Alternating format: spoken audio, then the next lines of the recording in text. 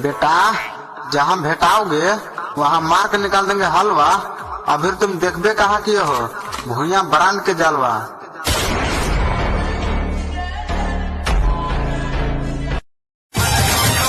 जितना तो नहीं जोता है उतना है हमार परते, और जितना तो नहीं जोता है उतना है हमार परते।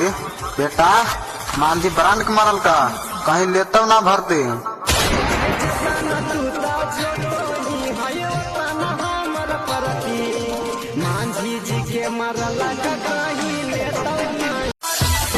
और जितना फेमस बा दिल्ली के ताजमहल और लाल किला, ओकर से ज्यादा फेमस बा हमार झारखंड के पलामू जिला।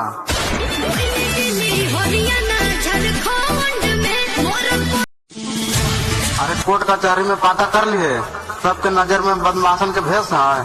भूया जी के छोट मोट गुंडा ना समझिए, इनका पर 18 को मर्डर केस है।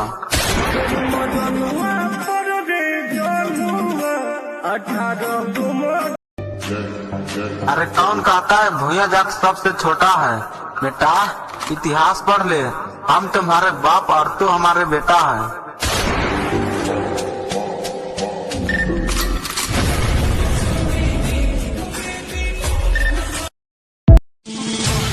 अरे जे बचपन से खेलत हो गोली बंदूक से, ओकरा का दिलेर कह जाला। बेटा जे पूरा दुनिया के फूके के दम रखेला, ओकरे मांझी शेर कह जाला।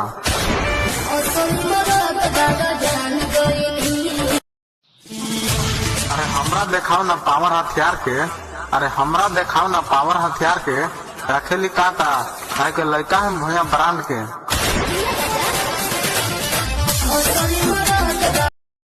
अरे मारत मारत देहिया फाड़ देब बांस के लाठी से। बेटा यदि तू पांगा लेबे हमर भूया जाति से।